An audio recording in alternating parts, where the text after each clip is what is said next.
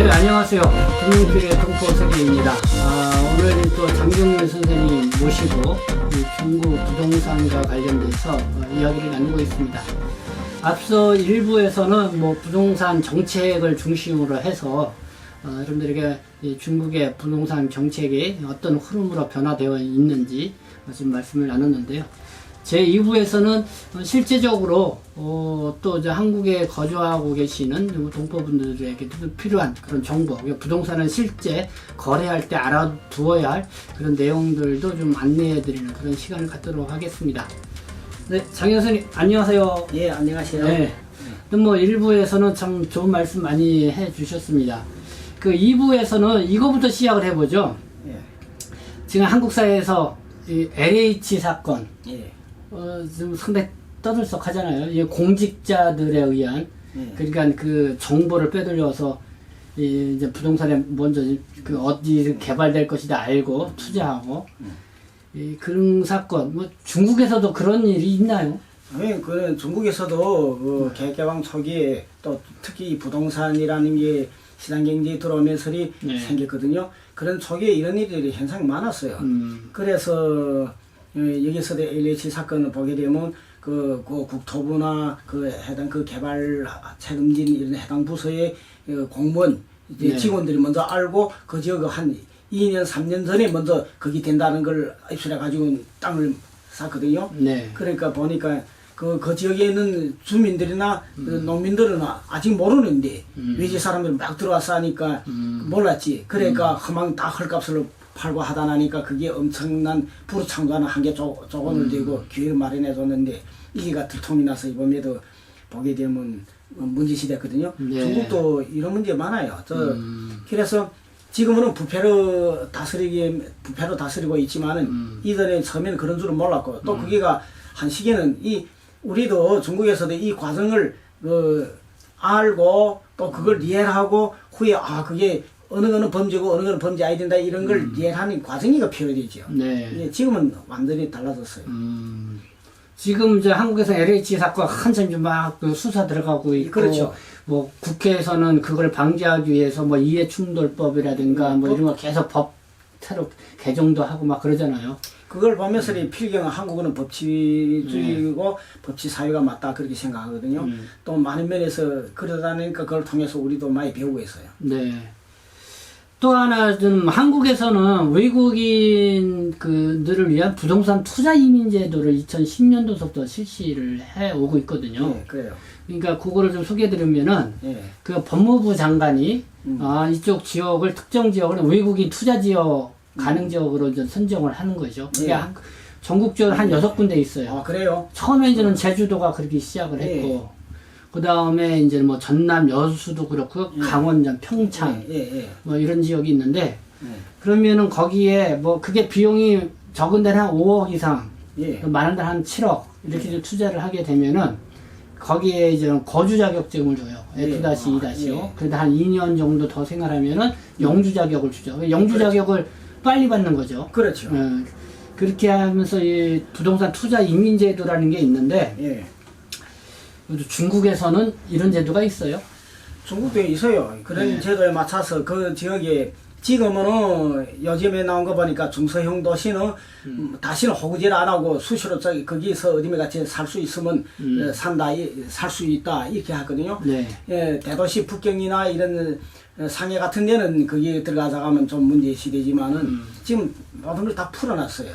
이런 것만큼 문제 시대지 않는데 그래도 중국의 경우는 이걸 큰 지역에 관계없이 했기 때문에 청도도 그렇고 위해도 그렇고 대형 해변가에랑 대형 아파트 줘놓고 대련도 그렇고 하고 많은 동북 지역에 있는 사람들이 몰려갔거든요. 특히 지금 가보시면 알겠지만은 중국에서 지금 이전에는 제일 국가의 기회가 많고 잘 사는 곳이가 동북이었는데 지금 제일 못 사는 곳이고 동북에 있는 인재들이나 인구들이 몽땅 다 연해 지어가고 남방으로 갔거든요.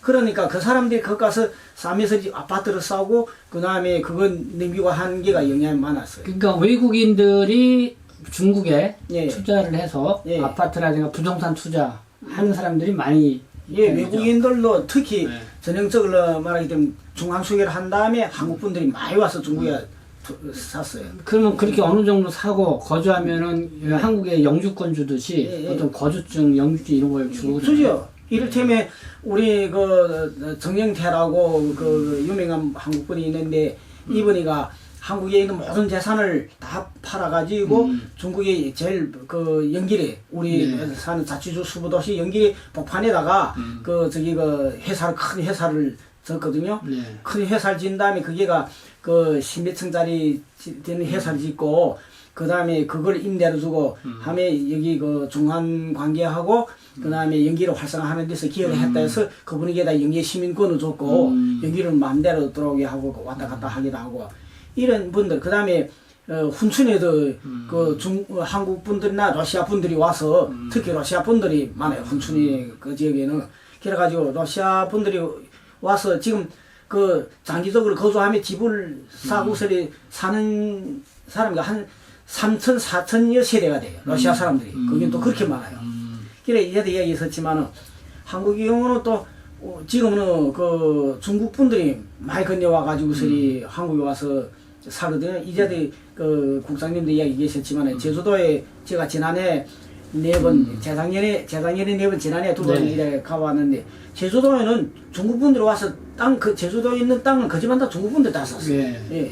그래가지고, 아무리 싸들 내서 문제 생기고, 아예 한다고 해도 지서 땅 쌓아놓고서 그 기다리고, 개발을 기다리고 이런 분들이 그렇게 많아요.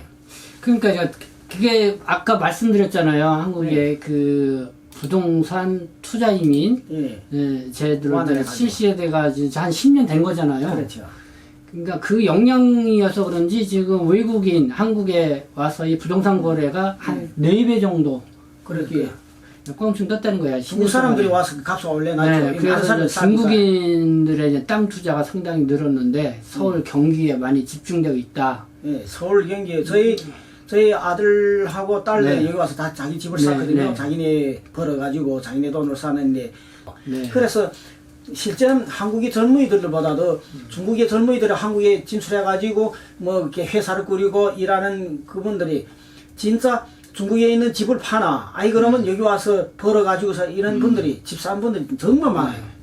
그래가지고 이렇게 뭐 이게 언론 보도에 이렇게 나오고 그러니까 지금은 국회에서나 뭐 이렇게 지금 우리 중국인들이 한국에 와가지고 우리 내국인들도 따기 싫은데 왜 그러냐? 예. 뭐 특혜가 있는 게 아니냐? 그건 아니지. 그렇게 보고 있어요. 그래서 그걸로 치부라 했죠. 뭐. 그래서 지금 뭐 더불어민주당에 보니까요, 지금 3월달에 보니까 소병훈 의원 같은 경우는 예. 그 은행법 일부 개정 법률안을 해서 외국인의 부동산 담보대출 금지법을 또 발의했다는 얘기도 있고. 그런데 그게가 그런 법이가 네. 왜 말하는가 하면 한국의 일부 국회의원이나 그런 분들이 네. 오히려 자기네 이거 한국 분들에게 임해서 말하면 그게 어느 정도인지 모르겠지만 그러나 외국의 그 돈들이 한국으로 들어오거나 여기 와서 투자하거나 이런 걸 오히려 규제로 뭐 막아놓는 그런 걸로 되거든요. 그렇죠. 예. 그리고 이제는 저 국민의힘 김승수 의원 같은 경우는 예. 부동산을 거래할 때 먼저 사전에 신고를 하고 예, 그런 걸 허가를 받고 거래를 해야 되는 거예요. 그러니까 외국인이나 어떤 법에 이렇게 이제 다 그런 건 아니고 예, 그렇지. 어떤 특정 지역 그런 건 필요해. 경기도 같은 경우는 아마 전 지역을 다 그렇게 한다고 지금 발표를 한 것 같아요. 그래가지고 저기 부동산 거래하기 전에 예. 먼저 신고하고 허가를 받아야 되는 거예요.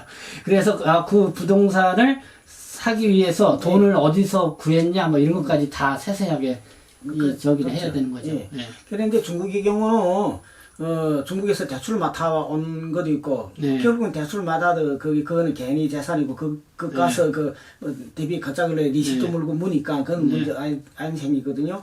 그 다음에 여기 한국 와서도 분명한 거는 중국의 자한조선족들이 어제는 한 80만 된다 하잖아요. 그런데 초창기에는 중앙수교해서 한 10몇 년, 15년 정도는 한국에서 돈을 벌어 중국에 보냈다면 어제는 여기 와서 정착형을 번졌거든요. 여기 공기 좋고 그 다음에 전반적으로 삶이 여건이가 좋으니까 집을 네. 싸게 되는 거래. 예. 네. 하여튼 뭐 국내에 하여튼 그냥 부동산 이게 뜨거지니까 외국인들의 부동산 취득가 뭐 이거에 대해서 상당히 뭐랄까요 신경을 좀 쓰고 거기서 입법 정책이 나오기도 그러는데 그러니까 요즘 인터넷 보면은 이 조선족 동포들한테 무슨 특혜를 준다 뭐 한다 그러면서 막 그런 헛소문 같은 거 너무 뻥튀겨서 그러면 안 하는 되지. 얘기들이 들기도 하고. 근데 우리 민족이 유독 세상에서 우리 민족만이 사촌이 기아지고 싸면 배 아프다는 그런 식이거든요. 그 한국의 일부 분들이 거서 중국 사람들이 싸게 되면 저기 그 불법이 아니냐. 그러지 않으면 저기 또 우리는 이렇게 싸기 바쁜데 너희들은 와서 그 얼마 되지 않아가지고 집 싸거든요.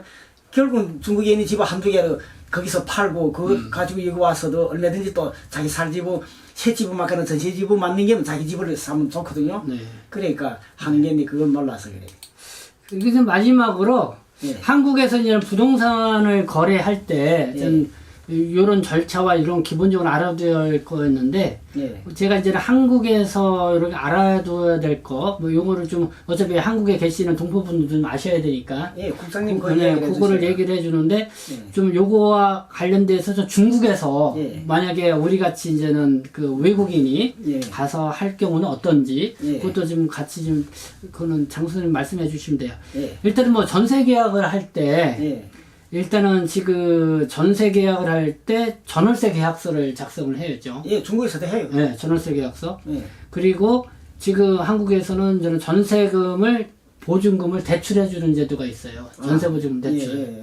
그래서 이제는 그거는 집주인하고 이제 세입자하고 그래서 이게 어느 정도의 전세금이다. 이게 이제 되어 있으면 은행이 그거를 이제 담보로 해서 대출해 주는 그런 제도도 있고. 그리고 계약을 할 때는 항상 뭐랄까요 그게 집주인이 그 살고 있는 집이 이상이 없는 집인지 누구한테 뭐 담보대출을 하거나 어디에 가압류 잡히거나 그걸 확인하기 위해서는 이제 등기부등본이라는 게 있고 건축물 대장이라는 게 있어요. 그래서 이거를 꼭 이제 확인을 해야 되는데 중국도 그런 게 다 있죠. 분명하죠. 그러니까 중국도 한국하고 딱 마찬가지예요. 지금 대도시나 일반 중소형 도시에도 부동산 중개소나 이런 개인이나 이런 꾸려가지고 회사를 꾸려가지고 전문직을 관리하는 분들이 있거든요. 거기 가보게 되면 집이 얼마 있고 어떻게 있고 그 다음에 값이 어떻고 그 관계가 아주 분명해요. 제가 아까 얘기한 게 그래 하는 얘기거든요. 그러면 이런 아주 정상적이고 공정하고 그런 분들을 찾아가지고 그런 회사를 찾아가지고 그 지부사나 임대라나 이런 거 해야 돼요. 한국 분들이 그렇고 중국 사람들도. 그리고 이제는 지난해죠. 2020년 7월 31일부로 한국에 이제 주택 임대차 보호법이 개정이 된 게 있어요. 그럼 보통 우리가 임대차 3법이라고 보통 얘기를 하는데 그러니까 이제는 그 세입자를 더 좀 보호하기 위해서 강화시킨 거예요. 그래서 보통 한국에 이제는 전월세를 사는 분들은 2년 주기로 갱신을 하잖아요. 근데 이제 2년 살다가 만약에 이제 집주인이 살기가 좀 다른 사람하고 계약을 안 해준다 그러면은 나가야 되는데 지금은 2년 플러스 2년 더를 이제 보장을 해주게끔 그렇게 하는 제도. 서울에서 특히 한국에서 이건 아주 잘 하고 있어요. 한 7, 8년 전에도 저희 친구들도 그렇고 저희 가정도 그 전시집에 들었다가 한번 당한 적이 있거든요. 그래서 경제 손실도 크게 그렇죠. 봤어요. 2년 있다가 또 금방 나가려고 금방 그러면 나가고 그 다음에 또 저희들이 그런 법을 모르니까 그랬거든요. 지금은 뭐 아주 완벽하다니까 그런데 그리고 또 그걸 우리가 전셋집을 맡은 그 집에 열쇠집이가 한 개 그랬거든요. 그런데 그걸 한 놈이 관리를 하는 놈이가 그 전세값을 몽땅 받아가지고 도망쳤어요. 그러니까 그 사람도 잡지 못하고 찾지도 못하고 그게 열몇 호가 다 당했는데 우리도 그걸 공지를 했는데 그건 몰랐거든요. 그러니까 그저 그만 다 날려버리고 말았죠. 그러니까요. 그런 경우는 우리가 이제 전세 보증금을 그 보험이 있어요. 보증보험. 그런 게 가입되면은 그 전세 보증금을 집주인은 못 줘도 그 보험회사에서 주니까. 그래가지고 그냥 줬는데 그때는 그런 법도 없고 또 몰랐거든요. 그래가지고 그 다음에 우리 집에 부인도 그 뭐 북부 서울 북부 법원에 아마 몇십 번 찾아가서 끝내 마지막에 다는 받지 못하고 한 40%밖에 못 받았어요. 그러니까 이 전세 보증금 보증보험에 대해서 좀 잘 알아두셔야 되는데 그래요. 근데 그 이제 액수가 뭐 몇 천만 원씩 된다 그러면 꼭 그거 가입해야 돼요. 예, 약간씩 보험료 내더라도. 우리도 그래서 수천만 원을 손실받는데요. 네. 중국도 이런 법이 있어요. 법이 있고 구체적으로 있기 때문에 제가 그래 이야기하는 것이 꼭 어dim에 가서 뭐 사업한다면 사업터로 뭐 회사를 참기거나 그러지 않으면 집을 산다거나 이럴 때면 꼭 그 해당 부문을 찾아보고 해당 회사를 찾아서 분명하게 한 다음에 거기에다가 저기 그 손도장 짓고 네. 예, 그렇게 그리고 이제는 뭐 이제는 계약이 만료가 됐다. 그 전에는 이게 3개월 전에 예. 당신하고 더 이상 계약을 하지 않아야 된다 했는데 그건 이제 6개월로. 예, 그래서 좀 늘어났다는 거. 예, 그러면 기한을 예, 더 부수의 여지가 많지. 해라 그런 게 있고. 예, 그리고 이제는 그 계약이 끝나고 만료가 되면은 집주인들은 자꾸 이게 전세금을 올리려고 그러잖아요. 예, 그래요. 그것도 이제 기존 5% 이내에서 예. 올리게끔. 그걸 빌미를 삼아가지고서리 예. 그 세입자들은 못 살겠구나 그러지 예. 않으면 거기서 리드보다 하는 사람들이 네, 전세금을 올리려고 예, 그러죠. 이런 약파간 시를 하는 사람들이 많거든요. 네. 이런 것도 규제로 완화하고 네. 규제로 엄격하게 하고 하면 결국은 세입자들이나 이 소비자들에게 이익을 네. 담보하게 되죠. 그 주역이 그 내용이고 이제는 네. 이게 그 임대차 보험법에 의해서 이제 시행되는데 예. 그 뭐죠? 이번 6월부터는 예. 6월부터는 어. 6천만 원 이상 전세 예. 보증금이 6천만 원 이상 되면은 예. 지방자치단체에 다 그 등록돼. 사실을 예. 등록 신고를 해야 돼요. 그래. 아, 좋아요. 예. 예. 그거를 해서 뭐 그렇게 예, 예. 그게 이제 올해 6월부터 전월세 신고제가 이제 본격적으로 실시되고 있거든요. 아, 좋아요. 예. 그렇게 하면 결국은 여기 특히 한국의 경우는 보니까 젊은 분들이 네. 집이 없어가지고 그 집안 다 전셋집에 들어가 네. 있거든요. 그럼 그런 분들이 앞으로도 저기 그 실험 놓고 일할 수 있는 이런 네. 예, 조건을 마련해 주는 거죠. 그러니까 이제 정부가 이렇게 전월세 신고제 올해 이제 6월부터 본격적으로 시행을 하는데 정부가 이제 세 가지 효과를 기대를 한다고 그러는데 예. 첫째가 소액, 단계, 갱신신 계약 등 그 기간 확정 일자를 받지 않았던 계약이 사라져서 임차인이 보증금을 확실히 지킬 수 있다. 예, 예. 두 번째는 임차인 임대차 신고제 도입으로 굳이 주민센터를 방문할 필요가 없어진다. 예, 그렇지. 그러니까 이제는 그때 확정 일자를 받으면은 예. 그런 제도가 있거든요. 예, 근데 이제는 그렇죠. 이걸 신고하면 같이 한다 이거고. 예, 예. 세 번째는 임대차 가격, 기간, 갱신율 등 자료가 투명하게 공개되면 예. 임차인은 바가지를 쓰지 않을 수 있게 되고 그렇죠. 임대인은 적정 임대료 책정을 통해 공실 위험을 줄일 수 있게 된다. 예. 그래서 이렇게 좀 전월세 신고제로 뭐 현황 파악을 하는 거예요. 그렇지, 그렇지. 정부가 예, 예. 뭐 이렇게까지 이제 전월세 제도가 이제 바뀐다는 거를 우리도 동포분들 알아두시면 좋을 것 같고요. 예, 그래. 근데 이 중국에서도 어쨌든 전월세로 사시는 분들이 많잖아요. 이 많죠. 거기는 좀 어때요? 한국하고 좀 다른 점이 있나요? 특히 우리나라에서는 전월세를 산다는 게가 그 빈곤 지역, 그 네. 농촌 지역에서 도시에 와서 있는 농민공들이 많거든요. 그 네. 사람들은 2년, 3년, 그 어떤 분들은 한 10몇 년씩 사니까 그 세를 맡고 있어야 되거든요. 집 사다 가면 그건 엄청 비싸고. 그래, 그런 사람들이 왜 그렇지, 그 도시에 사는 원주민들은 일반적으로 부모들이 있으나 그 다음에 그 소속 받아가지고서 그런 분들은 다 돈이 있기 때문에 네. 이런 문제 안 좋네요. 그게 한 4,000년 전이나 한 10몇 년 전, 20년 그때는 새집살이 하다니까 이런 문제 많았지만 지금은 집이가 많아져가지고 오히려 지금 중국에도 보게 되면 이제 50년, 40년, 50년 후부터는 오히려 집을 싼 게가 부담이 돼가지고 그거 어떻게 제 값도 바라지도 못하고 또 팔리지도 않고 그러니까 뭐 험한 저기 버리고 나왔는다니 이런 정도까지 될 것이라 이렇게 전망하고 있어요. 중국에서는 뭐 전세 제도는 없다는 얘기도 있던데. 뭐 몇 전세- 천만 원씩 막 그 보증금 넣고 뭐 하고 막. 그런 게 있어요. 전세를 맡고 월세를 맡고 여기 하고 딱 마찬가지예요. 그래요? 그래가지고 전세집을 맡게 되면 거기서도 뭐 몇십만 원, 그게 몇십만 원이라는 게 여기 말하면 몇백만 원 되거든. 몇백만 원, 천만 원 되는데 한 10만, 20만 되게 되면 벌써 그게가 여기 말하면 많은 돈이거든요. 네. 예, 그런데 그걸 저기 이제처럼 먼저 저당 잡히고 후에 일이 끝이 나면 또 갈 때 그 찾아가지고 가고. 네. 예, 그래 괜찮아요. 네. 네, 뭐 이렇게 또 1부에 이어서 2부 이렇게 부동산과 관련돼서 좀 우리가 상식적으로 알아두어야 할 그런 부분까지 함께 이렇게 봤습니다. 네, 뭐 오늘 뭐 요 방송을 들으시면 동포분들이 그래도 또 많은 또 도움이 되실 거라고 생각이 듭니다. 네, 저도 이게 뭐 많은 걸 배우고 있으니까 네. 앞으로 그 동포세계신문의 그 김용필 네. 대표님이나 그러지 않으면 저희들에게도 이 문제는 게 있으면 수시로 서로 배우고 네. 공동하게 탐구한다는 그런 의미에서 네. 교류를 합시다. 네, 어쨌든 뭐 시청해주신 동포분들께서 궁금한 내용들이 있으시면은 뭐 이렇게 댓글로도 남겨주시면은 저희들이 그걸 참고해서 또 이렇게 또 여러분들에게 도움을 드릴 수 있도록 이렇게 하겠습니다. 어쨌든 지금 동포세계신문 여러분들 이렇게 구독도 해주시고요. 늘 애청해 주시기를 바라겠습니다.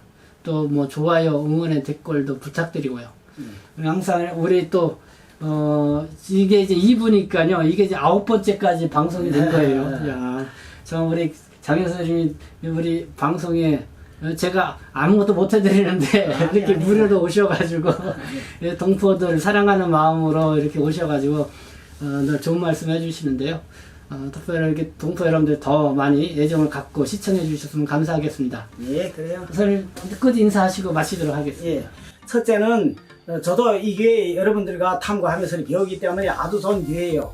그래서 하나는 감사하다는 걸 얘기 드리고, 단 하나는 이러저런 문제들이 있으면 기탄 없이 이 지면을 통해서 얘기해 줬으면 좋겠어요. 지난번에도 보니까 백신 문제를 가지고 이거 클릭한 분이가 14,000건이 올라갔거든요.